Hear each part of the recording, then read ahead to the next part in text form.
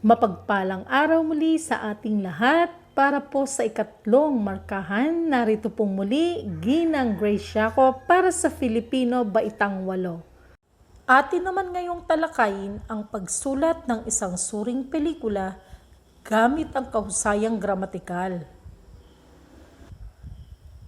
Alamin muna natin ang layunin. Layunin, nagagamit ang kahusayang gramatikal.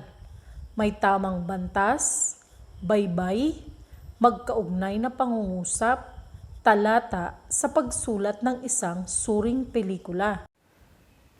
Atin na ngayong simulan ang bahagi ng panimula. Gawain sa pagkatuto bilang isa. Bukod sa panonood ng telebisyon, isang libangan ding matatawag ang panonood ng pelikula. Ang ganitong uri ng panoorin ay unang ipinalalabas o pinalalabas sa mas madalas na pinapanood sa mga sinihan. Marahil ay marami ka ng pelikulang napanood. Ibahagi mo ang iyong karanasan o interes tungkol dito sa pamamagitan ng pagpuno sa graphic organizer. Isulat sa iyong sagutang papel ang sagot. Pinakapaborito kong pelikula. Ilang impormasyon patungkol sa paborito kong pelikula at dahilan kung bakit ko ito paborito. Narito ang halimbawa. Tanging Yaman. Ang pinakapaborito kong pelikula na Tagalog ay ang pelikulang Tanging Yaman ni Loris Guillen. Ang pelikulang ito ay naipalabas sa sinihan noong 2001 na pinagbibidahan ng mga sikat na artistang tulad ni Jericho Rosales, Edu Manzano, Gloria Romero at marami pang iba. Paborito ko ang pelikulang ito dahil tumatalakay sa tunay na kalagayan ng pamilya na sa anumang pagsubok na dumating, mananatili at mananatili ito hanggang sa huli. Narito pa ang isa. Ang pinakapaborito ko namang pelikula sa Hollywood ay ang pelikulang The Pursuit of Happiness ni Will Smith. Ang pelikulang ito ay naipalabas sa sinihan noong 2006 na pinagbibidahan ng sikat na aktor na si Will Smith at anak sa tunay na buhay na si Jaden Smith. Paborito ko ang pelikulang ito dahil tumatalakay sa tunay na buhay, kung papaanong di dapat panghinaan at mawala ng pag-asa sa pangarap na nais mong makamit sa buhay. Tayo naman ngayon ay dadako sa bahagi ng pagpapaunlad. Panuto, basahin at unawain ang mga sumusunod na impormasyon. Ang pagre-review o pagsusuri ng pelikula ay isang paraan ng pagpapahalaga sa sining ng pelikula kung saan ang manunuri ay maingat na nagtitimbang at nagpapasya sa katangian nito. Ang pagsusuri ay tumutukoy hindi lamang sa kahinaan at kakulangan kundi gayon din sa mabubuting bagay na dapat isalang-alang sa pagpapaganda ng pelikula. Sa pagbuo ng talataan, may mga bahagi o hakbanging sinusunod upang maging mabisa ang kabuuan nito. Maaaring sundin ang anumang estilong nais, subalit sa pagkakataong ito, mahalagang isaalang-alang ang pagkakasunod-sunod ng mga talata upang magkaroon ng isang padron. Narito ang mga sumusunod na hakbangin para sa wastong mga hakbang sa pagbubuo ng suring pelikula. Una, isulat ang pamagat ng pelikulang susuriin. Pangalawa, simula ng talata sa paglalahad ng paksa at buod ng pelikula. Isulat sa review ang sa tingin mong pinakamahalagang eksena. Pangatlo, sa ikalawang talata, isusulat ang mga papuri puna sa tauhang nagsiganap. Magkomento kung naging epektibo ba ang karakter ng aktor o artista sa pelikula. Pang-apat, sa ikatlong talata, ilalahad ang puna tungkol sa direksyon o direktor ng nasabing pelikula. Pang-lima, sa ika-4 na talata naman ang sinematografiya at musika, mga eksenang tumatak sa isip dahil sa mahusay na paggamit ng kamera, ilaw at lokasyon. At pang-6, Sa 5 talata, isusulat ang kaugnayan ng pelikula sa kasalukuyan at aral na mapupulot mula rito. May dapat ding tandaan. Sa pagsulat ng suring pelikula, mahalaga na gumamit ng kahusayang gramatikal upang maging mabisa at katanggap-tanggap ang pagsusuring ginagawa. Narito ang ilan sa mga dapat nating malaman sa pagtukoy at paggamit ng kaalamang gramatikal. Wastong gamit, panuntunan, at halimbawa.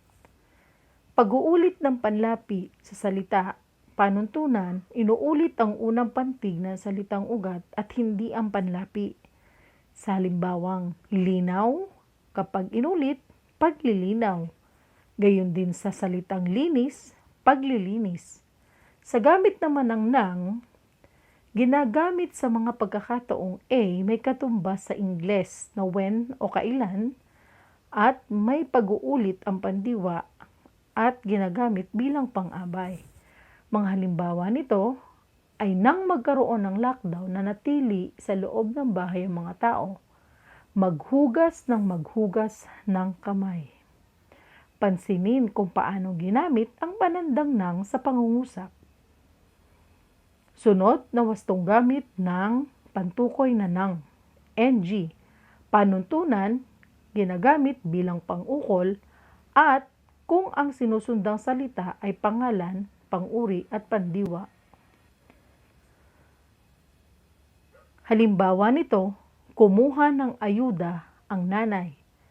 Pangalawa, ubod ng ganda ang Boracay.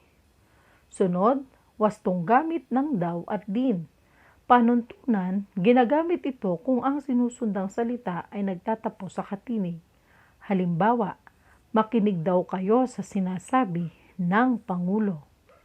Sunod, wastong gamit ng raw at rin. Panuntunan, ginagamit kung ang sinusundang salita ay nagtatapos sa patinig na malapatinig na W at Y. Halimbawa, maganda raw ang panukala ng pamahalaan. Tayo rin ay dapat na magkaisa. Pagkatapos nating malaman ang ilang kaalamang gramatikal, alamin naman natin ang mga wastong gamit ng mga bantas. Una, ang tuldok. Ang tuldok ay ginagamit sa katapusan ng pangungusap na paturol o pasalaysay at pautos. Ginagamit din ito sa pangalan at salitang dinaglat. Gayon din sa mga titik o tambilang na ginagawang pamilang sa bawat hati ng isang balangkas o talaan. Narito ang halimbawa. Igalang natin ang pambansang awit, tuldok. Makikiisa sa pagsugpo sa pandemya. May tuldok din. Si Ginang Jose ay isang guro, tuldok. Sunod ay ang gamit ng bantas na pananong. Sa halimbawa, ito ay ginagamit sa paraan ng pagtatanong. Ano ang pangalan mo? Lalagyan ng tandang pananong. Sasama ka ba? Pangatlo, may bakuna na ba laban sa COVID-19? Sunod, padamdam. Ginagamit sa hulihan ng isang kataga, parirala o pangungusap na nagsasaad ng matindi o masidhing damdamin.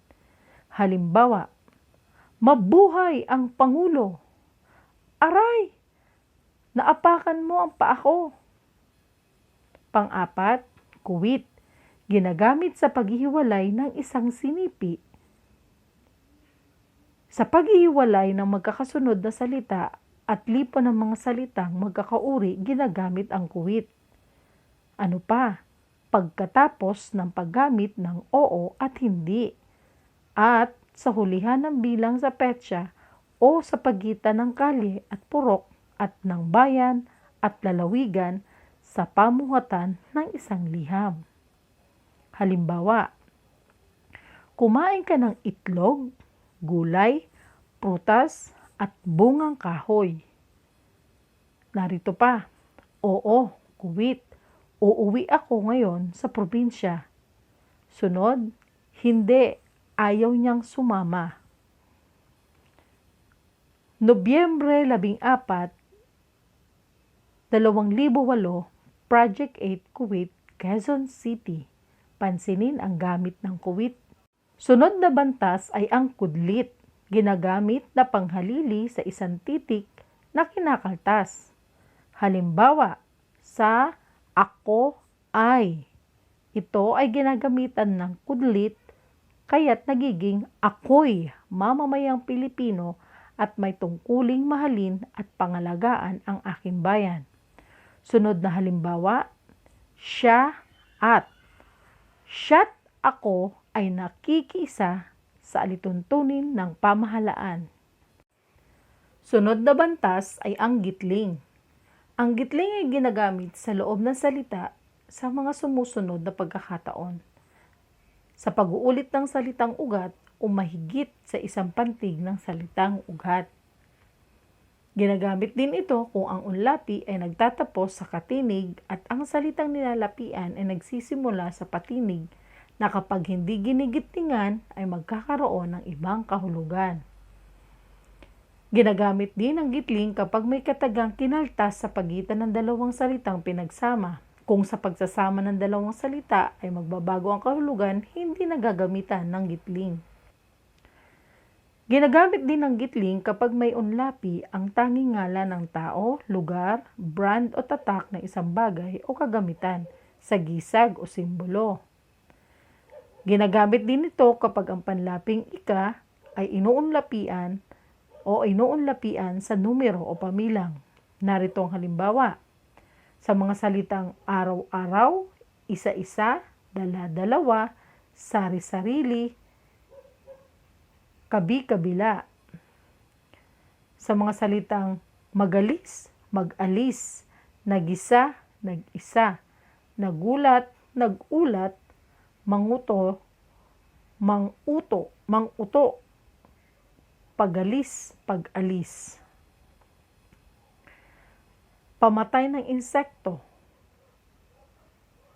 Humigit at kumulang o humigit kumulang, dalagang tagabukid, dalagang bukid. Sunod na bantas ay ang panipi, inilalagay sa unahan at dulo ng isang salita. Halimbawa nito ginagamit upang ipakita ang buong sinasabi ng isang nagsasalita o ang tuwirang sipi. Ginagamit upang mabigyan diin ang pamagat ng isang pahayagan, magazine, aklat at iba't ibang mga akda. Ginagamit rin ito sa pagkulong ng mga salitang banyaga.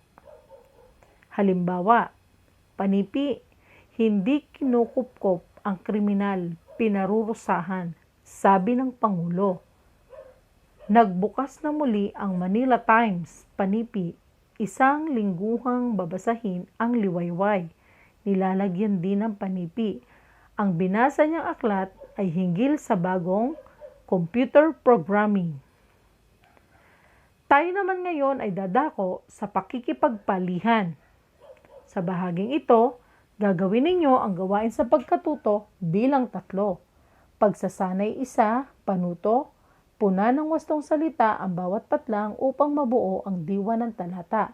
Piliin ang sagot sa loob ng panaklong. Ilagay ang sagot sa sagutang papel. Narito ang kabuuang pahayag na dapat makumpleto gamit ang mga pananda na tinalakay. Subukan natin sa unang bilang. Ang pelikulang Pitaka ay tungkol sa buhay ng isang kuya na tumayong magulang sa nakababatang kapatid. Maganda ang pelikulang ito dahil nailahad ng maayos at makatotohanan ang buhay ng isang kuya na nagsisikap para sa kapatid. Napakagaling ng mga artistang gumaganap lalo na si Carl Medina pati na rin si Art Atienda. Simple ang sinematografiya pero naipakita ng mahusay ang emosyon ng mga tauhan sa bawat eksena. Isang aral na matututuhan sa pelikulang ito ay pagpapahalaga sa sakripisyo ng mga kapatid para sa kinabukasan ng pamilya. Ayan, nakuha nyo ba ang bahaging iyon? Tayo naman ngayon ay tutungo sa paglalapat. Gawain sa pagkatuto bilang 3. Pagsasanay 2, panuto. Isulat sa sagutang papel ang tama kung wasto ang gamit ng bantas at mali kung mali ang bantas na ginagamit sa salita o pahayag. Ilagay ang sagot sa iyong sagutang papel. Unang bilang, mahal kong Josie. Tama ba ang bantas na ginamit bilang bating panimula ng liham? Sagot, mali dahil kinakailangan ito ng kuwit. Pangalawa, Eileen Baisa Julian. Pangalan ng nanay at apelyido. Tama, Eileen Baisa Gitling Julian. Pangatlo, ika-27 ng Mayo, Kuwait, 1973 o 1973 bilang petsa ng kaarawan. Tama. Pang-apat, Mateo 25 o 25, 21. Mali dahil kinakailangang. Pang-5, Makadiyos. Mali uli dahil dapat ang tama ay. Pang-6, araw-arawin. Tama. Pang-7, isda, karne, manok at gulay. Tama. Pang-8, trabaho at negosyo. Tama. Pang-9, ika-7 ng umaga. Mali. At pang-10, mag-usap. Mali. Yan. Nalaman na natin ang tamang gamit ng mga bantas. Panibagong gawain, panuto, sumulat ng isang pagsusuring pampelikula na iyong napanood. Sa pagbuo ng mga talata, gumamit ng kahusayang gramatikal. May tamang bantas, tamang baybay, at magkakaugnay na pangungusap at talata. Isulat sa sagutang papel ang iyong nabuong pagsusuri. Narito ang halimbawa ng pagsusuri. Balikan natin ang paborito kong pelikula. Ang Tanging Yaman. Ilalagay ninyo ang pamagat ng pelikula sa pagsusuri. Sa pagsusuri natin ng Tanging Yaman, isulat ang pamagat ng pelikulang susuriin. Tanging Yaman. Pangalawa, simula ng talata sa paglalahad ng paksa at buod ng pelikula. Isulat sa review ang sa tingin mong pinakamahalagang eksena. At ang pinakamahalagang eksena, ang pelikulang Tanging Yaman ay tumatalakay sa pamilya na may kanya-kanyang saloobin at hangarin sa pamilya. Umiikot ang kwento sa isang ina na may Alzheimer's na nasa pangangalaga ng kanyang anak na lalaki. Ang lahat ng kanyang 3 mga anak ay may kanya-kanya ng pamilya. Ang bunsong babae ay naninirahan sa ibang bansa, maunlad naman sa buhay ang anak na lalaki at kapos naman sa buhay ang anak na nangangalaga sa kanya. Sa kabila nito, kahit hindi sabihin, may inggit na nangingibabaw sa bawat isa, hanggang sa dumating ang pagkakataong nagkaroon ng problema ang mga anak sa kanyang mga ari-arian. Dito lumabas ang kani-kanilang hinaing sa kapatid at sa magulang. Ngunit dahil na rin sa katatagan ng ina sa mga pagsubok na dumadating sa kanilang pamilya, ang lahat ng hinaing, galit, tampo at inggit ay napalitan ng pagpapatawad, pagtanggap at pagmamahal na siyang naging sagot sa bawat problemang kanilang kinakaharap. Sunod, sa ikalawang talata naman isusulat ang mga papuri puna sa tauhang nagsiganap. Magkomento kung naging epektibo ba ang karakter ng aktor, artista sa pelikula. Mahusay na ginampanan ng bawat artista ang kanilang karakter. Napalutang ang husay sa pag-arte ni Jericho Rosales sa karakter bilang anak na uhaw sa kalinga at pagmamahal ng kanyang ama. Hindi siya nagpahuli sa mga eksena sa veterano si Edo Manzano. Pang-4, Sa ikatlong talata, ilalahad ang puna tungkol sa direksyon o direktor ng nasabing pelikula. Ang kahusayan ni Loris Guillen sa pelikulang ito ay tunay na kahanga-hanga dahil naipakita niya ang kalagayang nararanasan ng bawat pamilya. Pinalutang niya ang kahusayan ng mga artistang nagsiganap mula sa mga baguhang artista hanggang sa mga veteranong nagsiganap. Panglima, sa ika-4 na talata naman, ang sinematografiya at musika, mga eksenang tumatak sa isip dahil sa mahusay na paggamit ng kamera, ilaw at lokasyon. Kung sinematografiya naman ang pag-uusapan, talagang napalitaw ang tunay na anyo ng mga lokasyon na pinagganapan. Mas lalong naging kapanipaniwala ang bawat tagpo dahil sa mga ito.